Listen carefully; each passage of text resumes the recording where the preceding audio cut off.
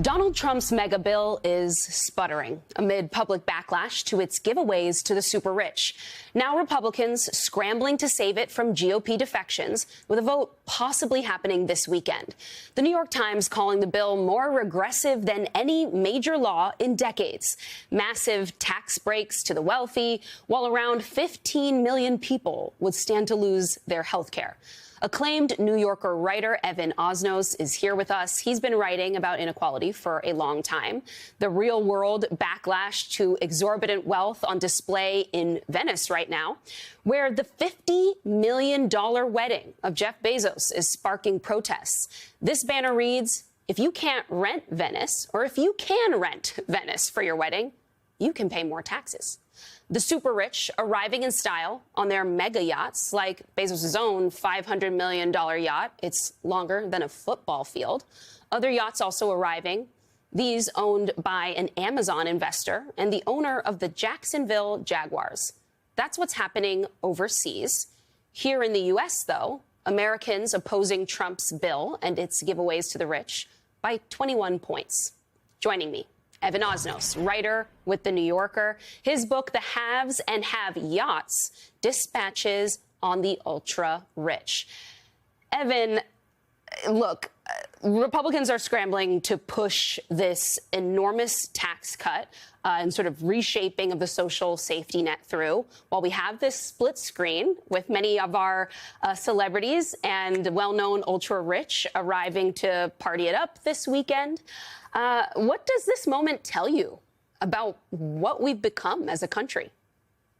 You know, when you watch those scenes out of Venice, Antonia, I'm reminded of one astonishing fact, which is that the 400 richest Americans today have an effective tax rate that is half of what it was for them 50 years ago, while for the bottom 90% of Americans, their tax rates haven't budged or, in fact, have gone up a little bit. Take the case of Jeff Bezos. I mean, in his case, and there are many like him, if you have the benefit of tax advice or of lawyers who can help you do this, you can actually engineer your finances to the point that when he already had $18 billion, according to ProPublica, he paid so little in income that he received so little in income, he paid so little in tax that he actually qualified for a child tax credit. That's a system that doesn't make sense. And the bill that you see in Congress right now, in fact, would establish and extend and broaden many of those provisions in a way that I think has really alarmed people.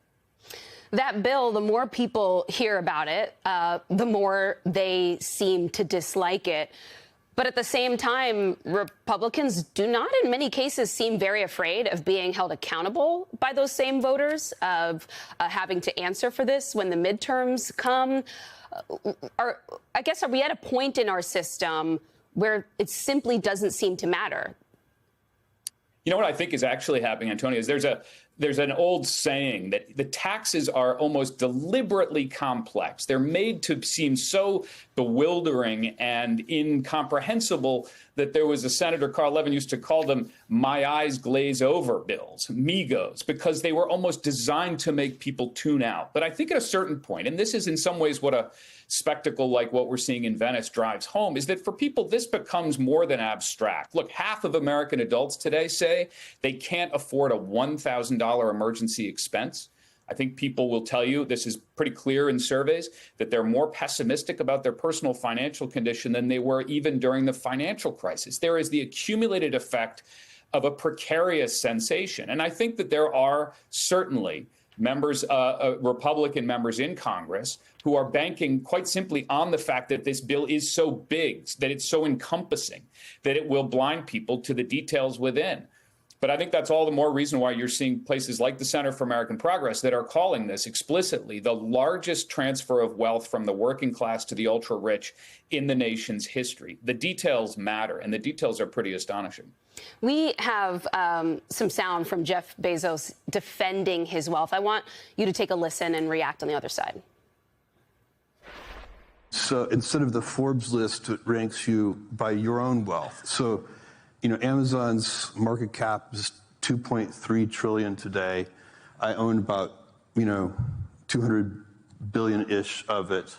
So if you take the 2.3 billion and subtract out the piece I kept from myself, then I've created something like 2.1 trillion of wealth for other people. That should put me pretty high on some kind of list. Do you think most Americans are buying that kind of argument at this point?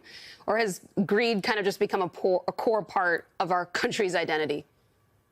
In some ways, he's just described the paradox we're living in. We're living at a time of enormous wealth creation. I mean, the advent of new technologies, of new businesses that didn't exist a generation ago. You might say, well, this is a time when Americans should be living better than ever. In fact, you've seen the number of billionaires go up from 66 in 1990 to more than 800 today. The problem is the hourly median wage in this country has barely budged 20% in that same period of time. So people just don't feel it. Yes, there's been wealth creation for shareholders of Amazon. But if you're part of the vast majority of Americans who are not beneficiaries of that, you're looking at the government and you're saying, frankly, I don't want to give up on the dream of getting rich. I just want to create a tool and a pathway that allows me to be able to get there too. So I think we're reaching a point right now. And in some ways, the spectacle that we're seeing, which some people enjoy watching the sites, it's hard, not to be a killjoy about it. It is also in its own way a story of American economics and politics about what brought us to this point. It's worth remembering, a decade ago when George and Amal Clooney were in Venice getting married, there weren't protests. People really weren't all that agitated about it. Here we are today. We're at a moment where people are feeling acutely vulnerable economically. And this bill, if it is left untouched, would extend many of the feelings and the system that has made it hard for people to feel safe, secure, and healthy.